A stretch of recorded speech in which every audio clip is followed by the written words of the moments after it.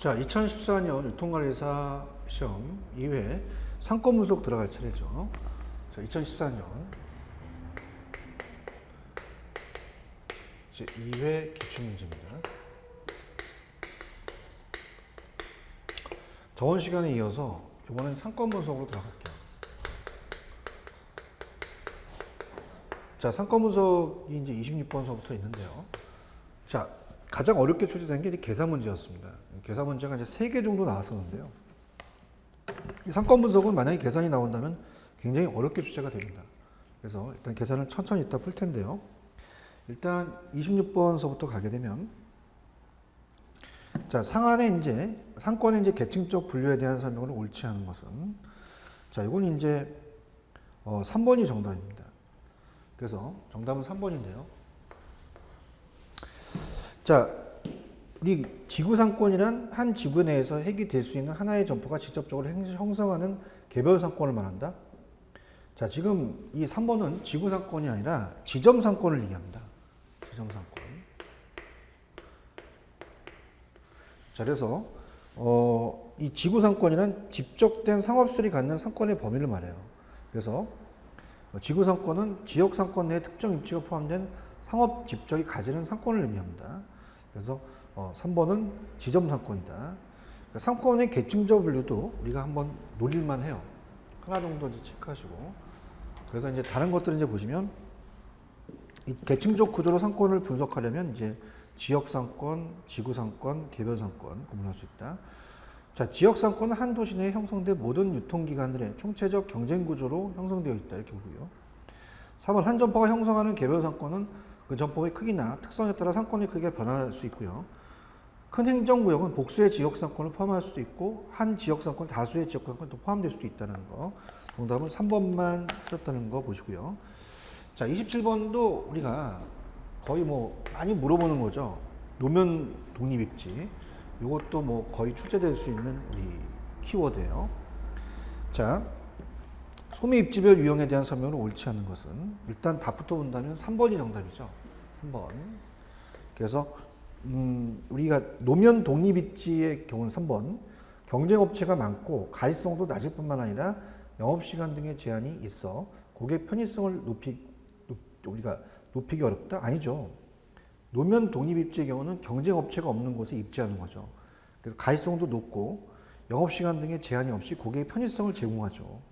그래서 다른 소매업체와 연결되지 않는 소매입지를 말합니다. 통상적으로 그래서 독립입지라고 그래요.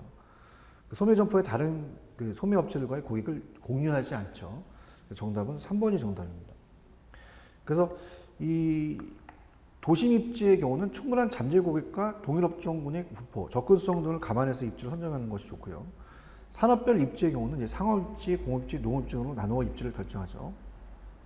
4번 복합용도 건축물들은 다수의 용도를 수용할 수 있고 복합용도니까 물리적, 기능적 규합과 통일성이 있는 개발이 필요하다. 쇼핑센터는 어떻게 돼요? 도심 밖에 커뮤니티 시설을 계획하기도 하죠. 우리나라에서는 이제 번화 상점가를 의미하기도 한다. 자, 이렇게 해서 문제 보시고요. 그 다음에 28번 갑니다.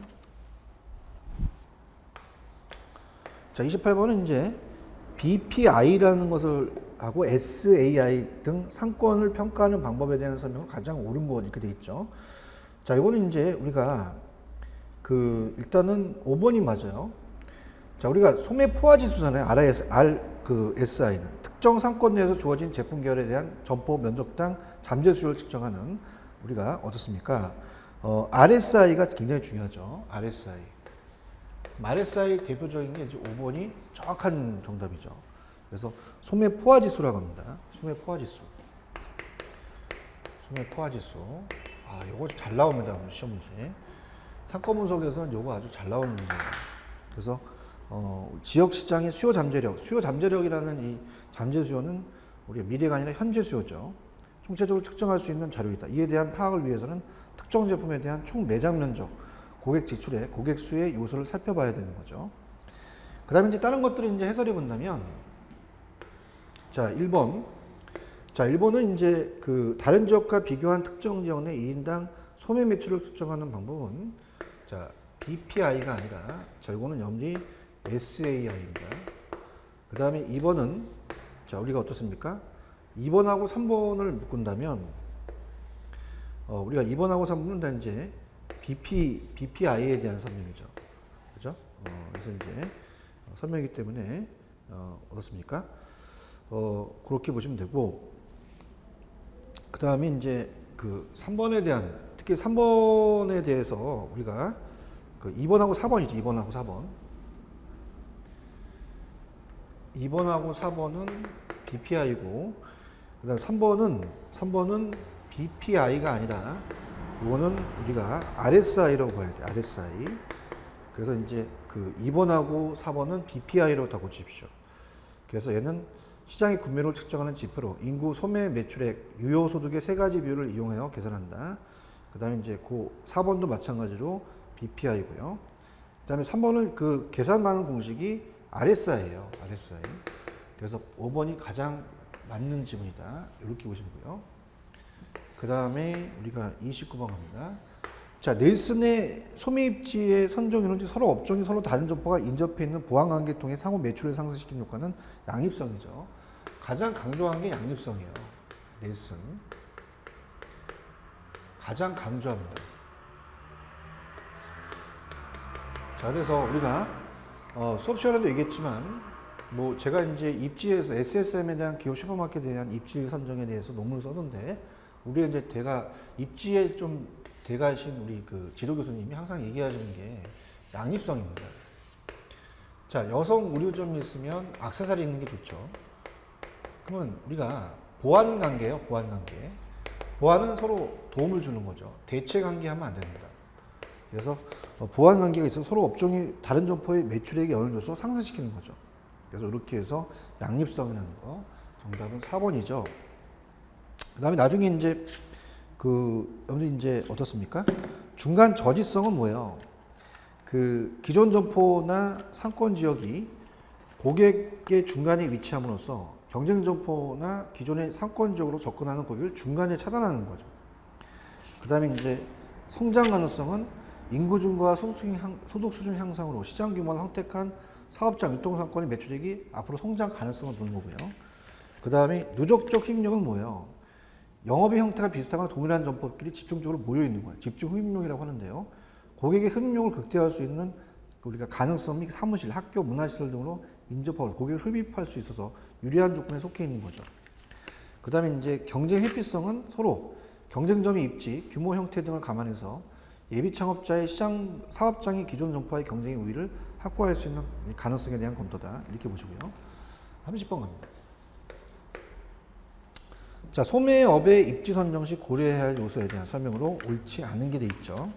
자, 일단은 정답부터 보시면 3번이 정답이에요.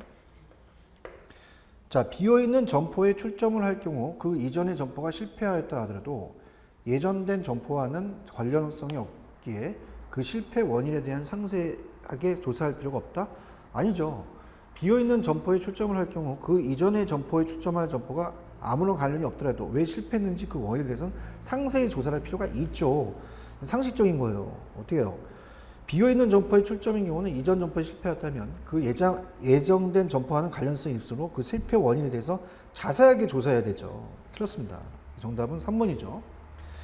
다른 것들은 당연히 교통수단의 다양성, 편의성, 보행자 수 등을 조사하고 주차 규모도 따져봐야 되죠. 결정하기 위해서 점포 규모, 예상 고객 수 및 방문 빈도 등을 파악해야 됩니다.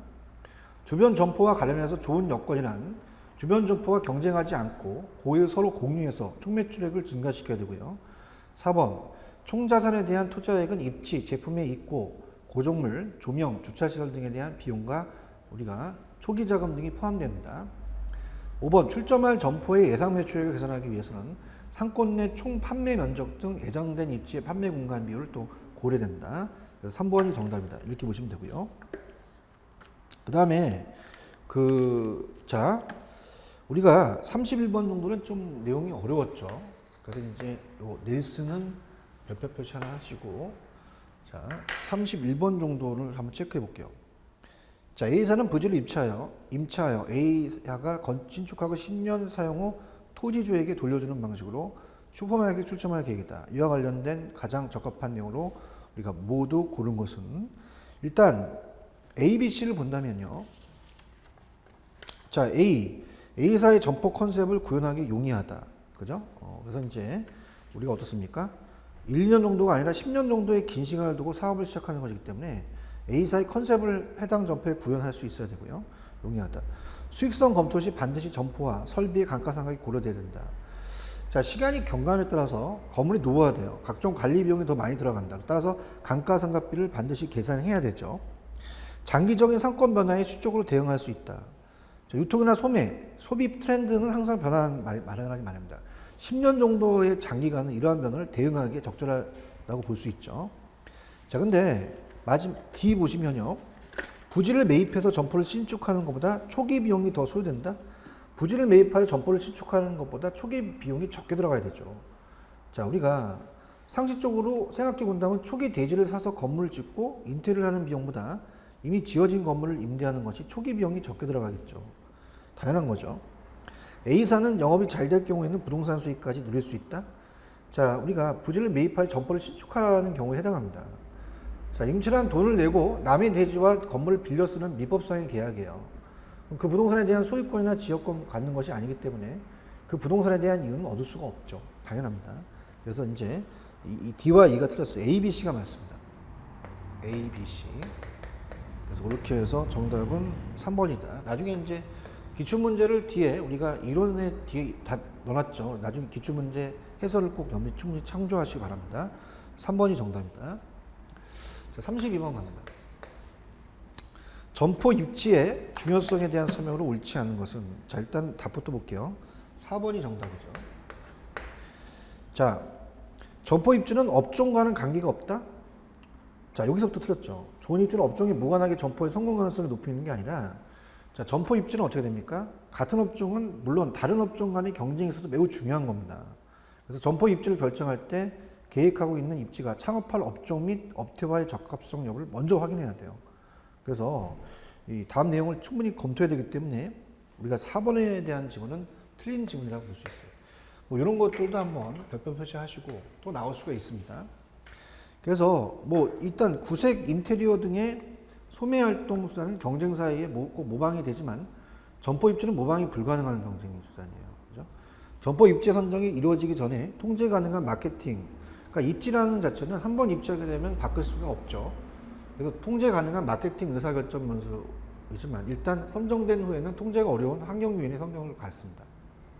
점포 입지는 그 효과가 장기간에 걸쳐서 발생하고 이전하지는 않는 한 지속되겠죠. 점포 입지는 이제 소비자를 유인하기 위한 주요한 수단이다. 자, 이렇게 보시고요. 자, 33번은 그냥 쉽게 냈어요. 33번 정도도 이제 별표 표시를 하시는데, 자, 어떻게 별표 표시가 되냐면 상권 분석을 위해 다음 작업을 이용해서 유추법. 자, 우리가 이 어떤 유추법이라는 자체는 어떻습니까? 매출액을 분석하는 거죠. 그래서 다른 상점에 대해서 유추해야 하는 방법이에요. 그냥 이 출제원이 그냥 쉽게 낸 게 순서대로 맞췄습니다. 그래서 이거는 이제 하나 표시해 놓으시고 유추법에 다른 것도 나올 수 있기 때문에, 그러면 당연히 이제 쉽게 나왔으니까 유사한 기존 점포를 선정합니다. 그죠? 그래서 이제 기존 점포를 선정을 해서 그 신규 점포와 그 점포 특성, 거기에 쇼핑센터, 거기에 사회적 경제 인구 통계 등에서 유사한 기존 점포를 선정해요. 그러니까 예를 들어서 뭐 롯데마트가 있다 그러면 이마트를 선정하는 거죠. 그다음 유사 점포의 상권 범위를 파악합니다. 비슷한 점포의 상권 범위를 파악해요. 유사 점포의 상권 규모는 유사 점포를 이용하는 소비자와의 면접이나 실사를 통해서 수집된 자료를 토대로 추정하겠죠. 그다음에 이제 비슷한 점포의 단위 거리별 매출 정보에 대한 분석입니다. 그죠? 그래서 전체 상권을 단위 거리에 따라서 소규모 구역에 나누고 각 구역 내에서 1인당 매출액을 구하죠. 그다음에 마지막 신규 새로운 점포의 각 지열 존별로 예상 매출액을 분석합니다. 그래서 신규 점포가 들어서려는 지역의 상권의 크기 및 특성이 유사 점포의 상권과 동일하다고 가정하고 예정 상권 입지 내 각 구역의 인구의 유사 점포의 1인당 매출액을 곱해서 각 구역의 예상 매출액을 구하는 거죠. 그러니까 우리가 일단은 가장 중요한 게 유사한 기존 점포를 선정한다는 게 중요해요. 그러면 상권 범위를 파악하고 단위 거리별 매출 정보를 분석한 다음에 마지막 내 신규 점포의 각 지역별 예상 매출액이다. 이렇게 해서 그냥 가볍게 순서만 알아두시면 돼요. 그죠? 그래서 이거는 좀 무난히 좀 맞힐 수 있었던 문제라고 저는 보고요. 34번으로 갑니다. 자, 34번. 유통 서비스 산업의 지리적 입지와 관련된 주요 특징이라고 보기가 어려운 거 이렇게 됐죠. 자, 이거는 이제 정답은 3번이 정답인데요. 자, 수요자는 재화와 서비스를 공급받기 위해서 이동을 하며 이동 범위는 한계가 있으나 이동 비용엔 제약이 없다. 자, 수요자는 재화 서비스를 공급받기 위해서 이동을 합니다. 이동 범위 한계가 있고 이동 비용도 제약이 있죠. 그래서 우리가 지리적 거리 및 규모 등에 의해서 계층선을 갖고 소비자가 재화와 서비스를 제공받는 공간으로서의 각종 상권 또는 서비스권이 형성되겠죠. 소비자는 재화 서비스를 제공받기 위해서 이동을 할 것이며 이동 범위에 한계가 있고 이동 비용에 있어도 제약을 받겠죠. 당연한 겁니다, 여러분들. 3번은 조금 쉽게 나왔다라는 자체죠. 그래서 우리가 34번은 좀 쉽게 나와서 3번이 정답입니다. 그래서 일단 1번 수요자가 재화 서비스를 제공받는 공간으로 각종 상권 또는 서비스권이 형성이 된다. 유통서비스 산업은 대부분 최종 소비자와 연결된 경제활동이 개개의 소비가 분산되어 있기 때문에 거시로 본다면 인구 또는 사업체의 분포가 대응관계가 있죠. 유통서비스 사업의 거점은 이제 지리적 거리와 규모 등에 따라 계층성을 갖고요. 자, 상위 계층 중심지는 하위 계층 중심지를 지배합니다. 당연하죠. 상위 계층의 중심지보다 많은 중심지 기능을 갖고 있기 때문이다. 그래서 상위 계층이 더 중심지 기능을 많이 하는 거죠. 그래서 그렇게 염두에 보시면 되고, 그 다음에 35번 정도는 이제 입지의 유형을 분류한 것이다. 입지 유형과 설명이 올바르게 짝지어지지 않는 것은. 자, 이것도 배분 표시하시죠. 항상 종류가 여러 가지 있는 건 객관식 문제 딱 내기 좋습니다. 그래서 이거는 우리가 당연히 우리가 집재, 집신, 산재를 물어봤는데요. 일단 정답은 4번이 정답입니다. 그래서 우리가 집재성 입지는요, 배우지의 중심지에 위치하는 것이 유리하다. 자, 이거는 우리가 이 집심이죠. 배우지 중심지에서 입지하는 것이 유리한 것은 이 집심은 모인다 도심에 모이는 거죠. 집재라는 것은 동일한 업종의 점포가 한 곳에 모여 있는 거예요. 그래서 집재성은 우리가 동일한 업종이 모여 있는 거. 그래서 유명 가구 단지가 모였다든가 우리가 어떻습니까? 이렇게 모여 있는 것들이 있잖아요. 동일한 업종끼리. 그래서 이런 것들 모여 있는 입지에 유리한 거다. 그래서 이제 뭐 여의도 가시면 금융기관이나 이제 보험회사가 많이 모여 있죠.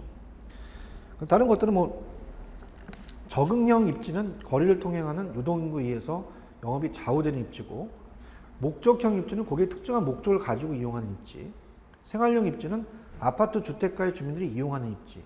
산재성은 뭐예요? 같은 업종끼리 흩어지죠. 제가 같은 업종입니다. 산, 집은 모인다, 산은 흩어진다.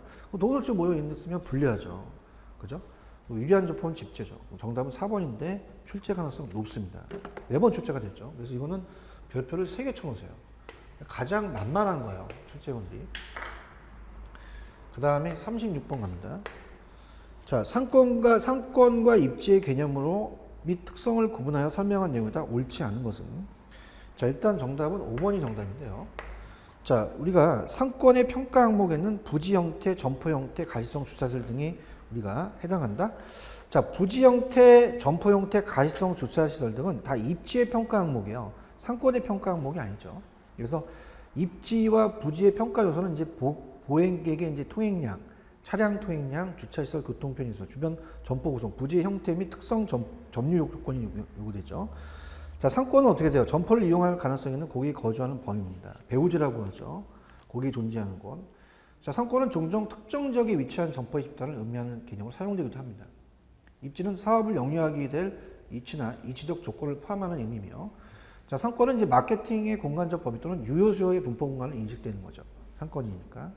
근데 5번은 이제 상권의 평가 항목보다는 입지의 평가 항목으로 봐야 된다. 조금 어렵게 출제가 됐죠. 36번 또한 이제 입지와 상권도 약간 좀 구분이 되기 때문에 그걸 또 구분한 문제였고요. 아, 37번이 어려웠습니다. 난이도 굉장히 했어요, 이거요. 자, 다음 제시되는 그 인구 중심지까지 소요 시간, 매장 면적 등의 자료를 이용해서 C지구에 구매력 규모인 2억 원이 있다. 그럼 C지역에서 이 2억 원이 A시로 이제 어느 정도 흡입되는지 올바르게 제시한 거는, 자, 보통 우리가 레일리 소비인력 법칙과 커머스의 분기점에 의해서 상권이 거리 제곱에 반비례한다. 그 다음에 우리가 어떻습니까? 매장 면적이 이제 비례하고 거리 제곱은 반비례하고 있는데요. 자, 이거는 여러분 새로운 방식이에요. 그래서 이제 이거는 켄이라는 학자가 자 어렵습니다. 이거는요. 켄의 흡입력 모델이에요. 그래서 굉장히 좀 어려운 겁니다. 그래서 이 인구, 그죠? 인구 들어가죠. 그다음에 중심지까지 소요 시간은 이제 그 어떤 거리 제곱보다는 보통 마찰 계수를 이용했을 때 그냥 우리가 그 어떻습니까? 그냥 1승으로 그냥 갈 수 있는 돼요. 그러니까 어떤 그 거리에 대한 것만 이제 반비례한다는 것만 하시면 되죠. 매장 면적 세 가지 요소를 따집니다. 그 도도시 간의 경계에서 결정한 이론이다. A 도시와 B 도시의 거리의 인구 비율을 계산하면 우리가 계산을 할 건데요. 자, 이게 그 어떻습니까? A, B에 대한 그 거리 비율, 그죠? 그래서 거리의 인구 비율을 이제 본다면 끌어당긴 힘이 있다는 얘기예요. 그러면 이렇게 봅니다. 자, 이거는 이제 새로운 방식이 시험 문제 나왔기 때문에 다시 한번 제가 적어드려 볼게요. 세 가지 요소를 봐요. 그게 굉장히 헷갈리죠. A 도시와 B 도시예요. 천천히 제가 설명해 드릴게요. 자, 그러면 인구명입니다. 인구 얼마나 있느냐. 그럼 여러분들 어떻게 됩니까? 우리가 8천하고 그다음에 48,000이 있죠. 자, 이게 이제 우리가 그 유인력을 이제 따졌을 때, 자, 인구에는 비례하죠. 그러니까 이렇게 한번 풀어보세요. 이것도 하나의 이제 방법인데요. 자, 어떻습니까? 우리가 얘가 하나다. 그러면 68, 48이잖아요. 6배예요. 끌어당긴 힘이 6배라는 얘기죠. 그 다음에 소요 시간으로 봤을 때, 자, 여기서 여러분들 요거는 여러분들 생각을 해보셔야 돼요. 자, 거리에 반비례하기 때문에 거리 제곱에, 자, 이건 시간으로 봤기 때문에 그냥 제곱을 하지 말고요. 일단 이렇게 볼게요. 얘가 10이고요. 얘가 5예요. 자, 거리는 반비례입니다. 그러면 우리가 봤을 때 약분을 하게 되면 2하고 1이죠. 그러면 오히려 우리가 어떻습니까? 거꾸로 가야 돼요. 그죠? 그러면 이 거리가 2하고 1이라는 자체는 이 소요 시간은 거꾸로 봤을 때 얘를 1로 봤을 때 얘가 2가 된다는 거죠. 그죠? 그래서 이 좋은 거는 거꾸로 돼서 얘가 더 좋다는 얘기예요. 2배만큼. 그래서 거리는 이렇게 계산해 보시고요. 그 다음에 매장 면적입니다. 자, 매장 면적은 이제 제곱미터죠. 이건 당연히 비례하겠죠. 그죠? 그럼 그대로 가시면 돼요. 근데 이제 출제를 했던 게 이제 출제원이 200하고 800을 넣은 이유가 있죠. 약분이 되죠. 그죠? 그건 어떻습니까? 4배입니다. 그럼 1대 4라는 얘기예요. 그러니까 인구와 매장 면적을 봤을 때는 B도시가 유리하고요. 거리로 봤을 때도 B도시가 유리하다는 얘기예요. 얘는 떨어졌으니까. 그죠? 그래서 이런 식으로 본다면, 자, 하나 이제 이것도 편법으로 푸는 방법인데, 자, 합계로 본다면 얘가 끌어당기는 게 3이고요.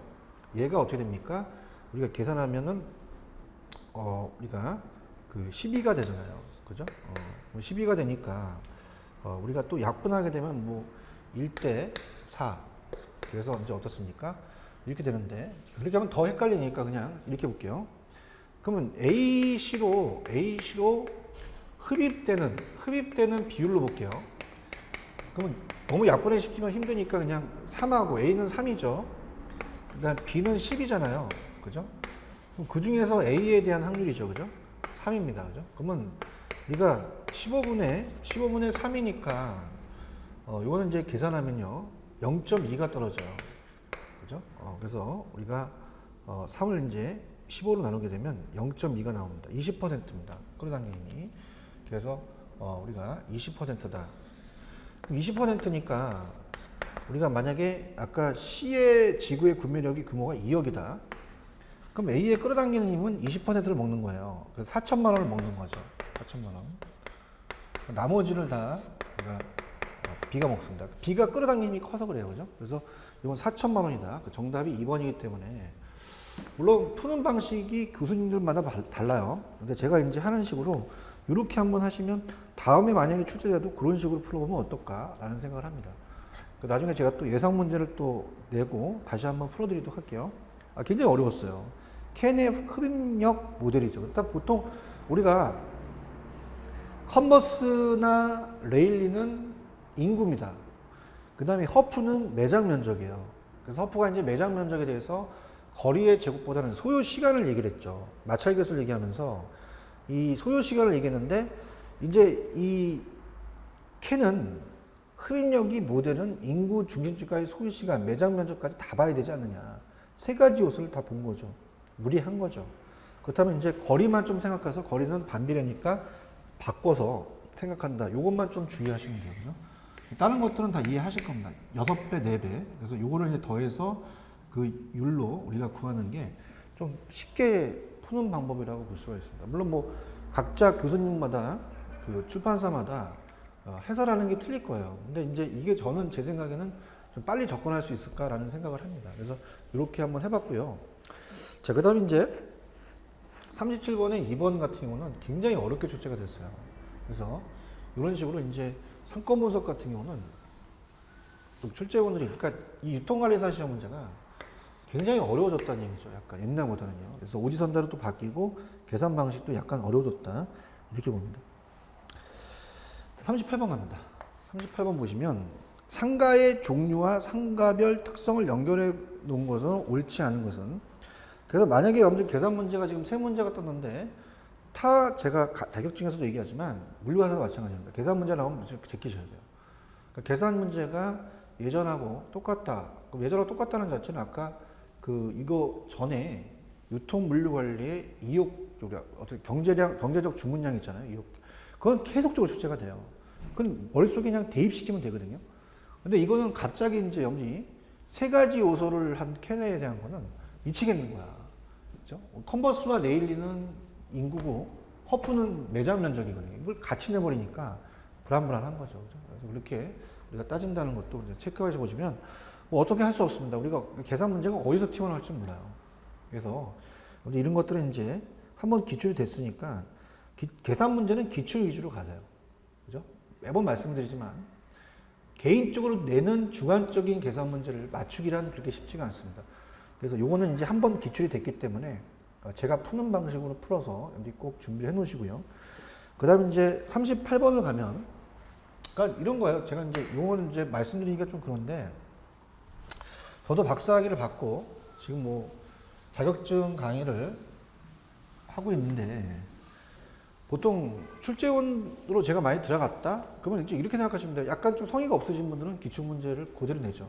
기출문제를 낸다는 자체는요, 기출문제가 기출이 됐던 거를 내도 상관은 없어요. 근데 이제 어떤 게 문제냐, 주관적으로 내시는 분이 있어요. 굉장히 주관적이 강한 사람이죠. 고지식하고. 뭐 그런 분들은 뭐 아예 그냥 뭐 자기가 이제 어떤 그러한 교수로서 아닌 그런 우리가 이제 우리 입장에서는 굉장히 좀 안 좋은 거죠. 그래서 이런 기출 문제는 그래도 한 번 정도는 풀어 놓으셔야 됩니다. 38번 갑니다. 상가의 종류와 상가별 특성을 연결하는 놓은 것이다. 옳지 않은 것은.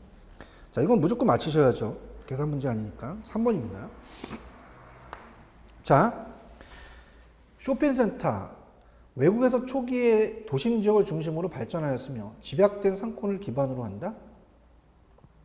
자, 쇼핑센터는 공업 발전의 고도화, 인구의 도시 집중화, 자동차의 보급 등 재반 사정을 배경으로 해서 대도시 외곽으로 중심을 좀 형성하죠. 쇼핑센터는 자가용의 보급에 따라 제2차 세계대전 뒤 미국에서 발전한 집합형 소매 상점가예요. 도시 밖이죠. 외곽 지역입니다. 도심 지역이 틀렸죠. 그래서 우리가 이 외곽지대 커뮤니티 시설로 계획되는 것이 일반적이라고 보셔야죠. 그래서 이거는 뭐 여러분이 점수를 준 거네요. 그래서 이건 오히려 이런 데 한번 발표를 3개 쳐놓으시기 바랍니다. 그러니까 이런 것들은 이제 점수를 아예 주려고 한 거죠. 출제원이. 그래서 근린상가는 어떻게 돼요? 가까운 거죠. 그래서 입점 업종으로 생활 편의, 소매 서비스와 선매품 등의 입점이 또 이루어지고요. 복합상가는 동일 건축물 안에 판매시설과 공동주택, 근린생활시설, 업무시설 등이 또 건설되고요. 단지 내 상가는 어떻게 돼요? 아파트 단지가 있죠. 주택단지. 형성되며 상권의 한정성으로 인해 단지의 규모가 좀 중요하죠. 그죠? 규모가 크면 또 상권이 좋고요. 작으면 또 상가가 또 적어지겠죠. 재래시장은 뭐 유통환경이 급변한 변화에 대처하지 못하고 시설의 노하우는 경쟁력을 상실해가는 게 옛날의 재래시장이 된다. 이렇게 보시고요. 그 다음에 39번으로 갑니다. 자, 쇼핑센터와 같은 대형 상업시설을 이제 테넌트 관리와 관련된 설명은 옳지 않은 게 돼 있죠. 자, 우리가 테넌트 믹스는 2번이 틀었는데요. 자, 테넌트 믹스는 그 상업시설의 머천다이징 정책을 실현하기 위해서 시설 내 테넌트 간의 끊임없이 경쟁을 유발하도록 해야 한다. 어떤 테넌트 믹스는 이 머천다이징 정책을 실현하기 위해서는 최적의 조합을 꾸며야죠. 그래서 테넌트 믹스는 머천다이징 정책을 실현하기 위해서는요, 최적의 조합을 꾸며야 됩니다. 그래서 시설 내 테넌트 간에 끊임없이 경쟁을 유발하기보다는 이 경합 대상에 대해서 쇼핑센터의 경쟁력 강화에 초점을 맞춰야 되죠. 자, 틀렸죠? 2번이 정답입니다. 뭐 이런 것들도 한번 우리가 나올 수 있어요. 그래서 1번 테넌트는 이제 상업시설의 일정한 공간을 임대하는 계약을 체결하고 해당 상업시설에 입점하여 영업을 하는 임차인을 일컫는 말입니다. 앵커 테넌트는요, 3번에 보시면 상업시설의 전체 성격을 결정짓는 요소로 작용해서 해당 상업시설로 많은 유동인구를 발생시키기도 한다. 그 다음에 이제 앵커 테넌트와 핵점퍼라는 게 있어요. 핵이 되는, 그죠? 키, 중요 임차자가 되거든요. 그래서 보통 우리가 건물을 다 짓기 전에 이제 프레임카드 같은 거 걸어놓죠. 대형 할인점, 백화점, 대형 서점. 이러한 해당 산업시설의 가치를 또 높여주는 역할을 합니다. 마그넷 스토어는 이제 쇼핑센터의 이미지를 높이고 쇼핑센터의 회유성을 또 높이는 점포를 말한다. 참고적으로 보시고요. 자, 40번으로 갑니다. 자, 점포의 선택을 위한 고려해야 할 입지 조건과 점포 구조에 대한 설명에다 옳지 않은 것은, 자, 일단은 자, 우리가 5번이 정답입니다. 자, 점포의 형태는 도로에 볼 때 전면과 측면 비율이 있어요. 정면 측면에 대한 비율은 황금 비율이 보통 3대 2라고 얘기를 합니다. 2대 3이 아니라. 그래서 우리가 이 전면과 측면 비율이 황금 비율은 3대 2다. 그래서 그렇게 해서 우리가 그건 암기해 두시고요. 자, 1번. 입지 조건 평가를 위해서는 점포의 가시성, 점포가 잘 보여야 되고요. 접근성 등 고려해야 되겠죠. 점포 규모와 관련해서 입차 면적과 점포 면적을 확인해야 되고, 고객 시설을 고려한 간판을 설치할 수 있는 위치와 길이, 높이를 확인해야 되는 게 맞고요. 건물의 층과 위치, 계단, 엘리베이터의 유무와 위치도 접근성에 또 해당합니다. 자, 맞습니다. 자, 41번. 또 어렵습니다. 아까 우리가 기출이 어려웠던 게 나왔는데 또 나왔네요. 자, 컨버스에 보통 우리가 분기점 모형은 그냥 분기점을 이용하는 건데, 이건 제2의 법칙이에요. 컨버스에. 그래서 제2 법칙에 의해서 소비자가 지출하는 금액은 거주자의 시장 크기에 변화할 수 있다고 제시하였다. 현재 준선이는 인구 6만 명이 중도시에 거주하고 있으며 8마일에 떨어진 인구에 인구 360만 명의 대도시가 있다. 그럼 중선이가 거주하는 도시에서 선매품인 A 제품에 한 해 소비하는 금액이 3천만 원이면 준선이가 도시 외부에서 쓰는 금액은 얼마가 되느냐. 자, 이렇게 볼게요. 자, 중도시에 이제 체류량이라는 게 있어요. 그래서 컨버스, 자, 이거는 한번 필기를 한번 해보십시오.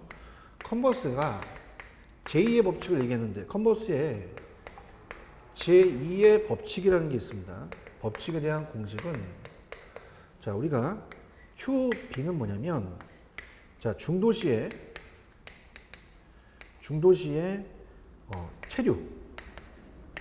체류량입니다. 체류량이라는 것은 외부 도시에 가지 않고 중도시에 있는 체류량을 얘기해요. 그러면 외부 도시는 어떻게 돼요? 100에서 이걸 빼야죠. 퍼센트면. 그럼 이건 어떻습니까? 우리가 1이 올라가고, 그 다음에 우리가 아까 이 떨어진 인근의 인구가 360이죠. 360만을 올리고, 그 다음에 이제 얘가 있는 체류에 대한 인구가 6만 명입니다. 그 다음에 이제 우리가 어떻습니까? 이 4가 이제 숫자예요. 이게 올라가고, 그 다음에 이제 밑에가 이제 어떻습니까? 4는 이제 항상 주어진 거고요. 그 다음에 8마일이죠. 8마일이 내려옵니다. 그래서 이걸 제곱을 하고 플러스 1로 한다는 것은 굉장히 어려운 식이에요. 그럼 요게 1이 되고요. 간단히 본다면 이제 우리가 그냥 10,000원을 빼고 6하고 360에다가 곱하기, 자, 이걸 약분하면 2분의 1이 되죠. 제곱하니까 4분의 1이 됩니다. 자, 플러스 1을 했죠. 그럼 어떻게 됩니까? 이걸 곱하기니까 6, 4, 24에다가 360이 되죠. 플러스 1을 하니까 우리가 어떻게 돼요? 이건 1이 되어 있죠. 그 다음에 요거는 밑에가 24니까 24에다 24를 더하면 284가 돼요. 24분의 24니까. 그럼 1이 되니까 우리가 나누겠죠. 그래서 나눠서 우리가 어떻습니까? 24가 올라가고 284가 내려와요. 그럼 얘가 그 체류에 대해서 0.0625라는 것은 그 안에서는 거의 6.25%를 이제 주선이가 이제 체류하게 되겠죠. 그 외부에서 한다는 예치는 우리가 3천만 원에서 자 준선이가 이제 도시 외부에서 쓰는 금액은 자 100%에서 이걸 뺀 거죠. 그래서 이제 한다면 3천만 원에서 곱하기 1 마이너스 0.0625입니다. 6.25를 뺀 거죠. 그러니까 93.75 정도가 되는 거죠. 자, 이걸 계산하면 2,812만 5천 원 정도가 돼요. 그죠? 5천만 원. 우리가, 만 원이죠. 그래서 2,800 정도가 되죠. 그래서 이제 우리가 여기가 점입니다. 그죠? 점. 그래서 만 원이 되기 때문에 자, 이건 2,700만 원에서 얻었습니까? 그 2,900만 원 정도가 작다. 이렇게 해서 그렇게 보시면 돼요. 그죠? 그래서 그런 식으로 우리가 보시면 됩니다. 자, 그래서 이제 금액이 이제 요 금액이 되기 때문에 우리가 어떻습니까? 그 한 2,800 정도가 되죠. 2,800. 그래서 2,700에서 2,900 사이다. 그래서 정답은 이 4번인데 이거 굉장히 어려웠죠. 그래서 이제 요 식에 대한 법칙이 중요합니다. 체류인데 이걸 암기하기가 굉장히 어렵잖아요. 그죠? 그래서 이런 식으로 가는데 나중에 이제 제가 요거에 대해서 이제 간단하게 푸는 편법이 있습니다. 편법. 야매죠. 그래서 그거는 이제 나중에 제가 말씀을 드릴게요. 분기점 모형을 또 이용해서 계산하는 방식인데 나중에 이제 설명을 좀 해드리도록 하겠습니다. 그죠? 그래서 이렇게 해서 염진이 양 그런 식으로 여기 보시면 돼요. 끌어당기는 거에 대한 것까지 이제 우리가 보통 이 컨버스의 분기점은 네일리의 소매인력 법칙의 그 분기점의 거리를 재는 거거든요. 근데 제2 법칙은 이제 얼마나 외부에서 쓰는 금액을 나타내는지를 우리가 그 중소 도시에 대한 체류량에서 그걸 뺀 것이 반대적인 개념이니까 오리지널을 푼다면 이렇게 풀어야 돼요. 그죠? 그 정답은 그냥 4번인데 나중에 제가 편법으로 또 맞힐 수 있는 방법을 또 가르쳐 드리겠습니다. 그런 것들 나중에 제가 할 테니까 일단 이론상에 이제 제2 법칙 같은 거를 염리 꼭 이렇게 되는구나 라는 거는 이론상 가져가야 되니까 FM대로 먼저 푸시기 바랍니다. 자, 그렇게 됐고요. 그 다음에 이제 들어가 볼게요. 자, 42번입니다. 42번. 자, 점포의 효용, 매력도를 측정하는 허프 모형보다 ML 모형을 이용할 때 유리한 점을 가장 잘 표현한 것은 자, 이건 이제 우리가 배웠었죠. 정답은 3번이 정답입니다. 3번. 그래서 얘는 점포와의 거리 및 점포의 면적 이외에도 다양한 변수를 반영할 수 있다고 했어요. 그래서 허프보다는 MNL 모형은 한 점포의 효용, 매력도를 측정하는 데 있어서 측정 변수로서의 점포의 크기와 점포까지 거리뿐만 아니라 다양한 점포 관련 특성을 포함합니다. 그래서 상권 내 소비자들이 각 점포에 대한 개별적인 쇼핑 여행에 대한 가격책자를 활용해서 각 점포에 대한 선택 확률을 예측하고 각 점포의 시장 점유율, 상권의 크기를 추정하므로 점포 면적 외에 여러 변수 반영한다. 그러니까 다양한 변수라는 걸 박스 쳐보세요. 그러니까 여기선 다양한 변수라는 게 중요하죠. 이게 키포인트가 됩니다. 그래서 우리가 이건 꼭 여러분이 별표 표시 하나 정도 해주십시오. 자주 출제됐고요. 그 다음에 43번은 자, 상권조사 기법으로 많이 활용하는 게 CST 기법이죠. 소비자 분포 기법입니다. 관련된 설명으로 볼 수가 없는 것은 자, 우리가 이 상권 범위를 파악하는 데 도움을 주고 그 다음에 얘는 상권 내, 그러니까 이 소비자가 어디서 왔는지 지도상에 나타나는 거죠. 그래서 상권 내 소비자의 인구 통계적 특성을 분석할 수 있고요. 기존 유사 점포 및 신규 점포 분석도 활용됩니다. 점포들 간의 상권 잠시 상태와 경쟁의 정도를 측정할 수가 있는데 회귀 분석을 적용할 때 대부분 활용한다. 회귀 분석과는 상관이 없죠. 정답은 5번이 정답입니다. 이것도 별표 표시를 하나 해주세요. 우리 앞쪽에서 유추법이 있었는데 CST 기법은 유추법을 적용합니다. 대부분 이제 활용해서 이 유추법에서 상권 규모는 자사 점포를 이용하는 고객들의 거주지를 지도상에 표시한다 했죠. 자사 점포를 중심으로 서로 다른 거리에 동심원을 그려서 파악하는 거예요. 근데 회귀 분석은 뭐예요? 이 특정 장소의 소매 점포의 성과에 영향을 미치는 요인을 결정하는 데 보다 정교한 접근법이죠. 회귀 분석 모형의 유리한 점은 이제 상권 특성, 위치 변수, 점포 특성, 경쟁 등을 단일 체계 내에서 체계적으로 고려할 수 있게 되며 나아가 점포 성과에 대한 이러한 변수들의 상대적 영향을 계량적으로 측정하는 게 회귀 분석이에요. 그래서 그 그 독립 변수가 있고 종속 변수를 매출액이라 하면 독립 변수가 인구나 소득 같은 걸 나타내는 게 회귀 분석이죠. 그래서 이것도 시험에 조금 출제 빈도가 높아요. 이런 데 점수를 따셔야 됩니다. 3개 정도 표시하시는데 마지막이 이제 거의 뭐 예술이라고 볼 수가 있는데 일단 44번은 문제가 지문이 쉽죠. 그래서 넘기시면은 44번은 점포의 입지론을 단일 점포의 입지론과 다점포 입지론으로 구분할 때 해당의 설명으로 옳지 않은 것은 자 다른 것들은 맞아요. 그냥 읽어보시고요.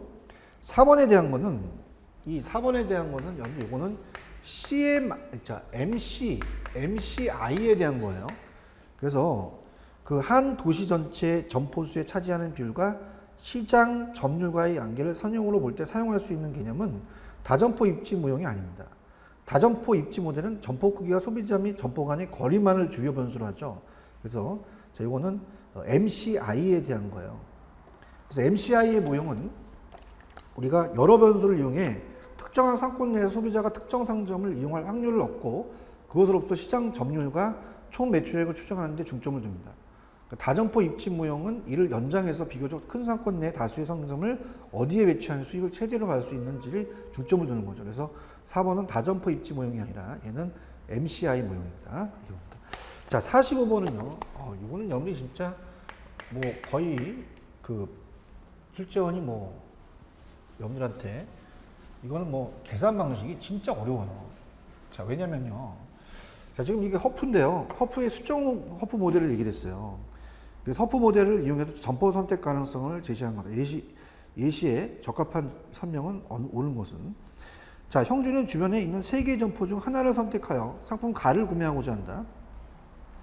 그럼 A 점포는 10km 거리에 매장 면적은 3개의 점포 중 가장 큰 규모인 200이고 B는 20km 거리에 매장 면적 3개의 점포 중 가장 작은 규모의 100이고 C는 5km 거리에 있으며 매장 면적 중간 정도의 150이다. 형준이의 거리와 매장 면적에 대한 선호 특성을 감안한 모수가 3가입니다. 그러면 거리의 3가 매장의 2를 승을 하셔야 돼요. 그래서 자 이거는 여러분들이 제가 필기를 해줄 테니까 연습장에다 한번 적어보세요. A 점포가 선택될 확률입니다. 자 이걸 여러분들이 계산할 수 힘드니까 여러분들이 하나씩 계산을 한번 해보십시오. 그래서 그게 PA인데요. 자 PA는 A가 올라가죠. 그래서 이제 우리가 200. 아까 A에 대한 면적은 200이고 거리가 10이었잖아요. 그래서 우리가 200에다는 우리가 어떻습니까?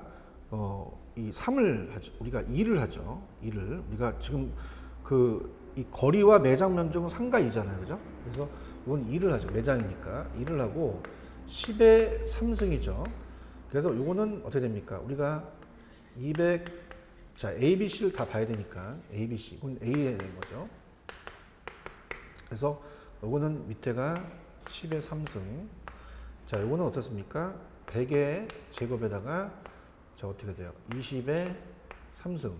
자, 150의 제곱에다가 5의 3승. 이렇게 된 거죠. 그래서 요거는 계산하게 되면 얼마가 나오냐면 0.18, 18%가 떨어집니다. 18%가. 똑같은 방식이에요. 자, B가 B로 갈 확률이죠. 그럼 어떻게 됩니까? 이거는 이제 B로 가는 거죠. B를 올려야죠. 자, B는 어떻게 됩니까? 아까 100의 제곱, 그 다음에 어떻게 돼요? 20의 30이죠. 똑같아요, 얘는. 이거는 제가 안 적을게요. 그럼 얘는 똑같이 A, B, C 똑같이 적으시면 됩니다. 그럼 얘는 확률이, 자, 나중에 한번 해보셔야 돼요. 0.006이니까 0.6%를 끌어당기고요.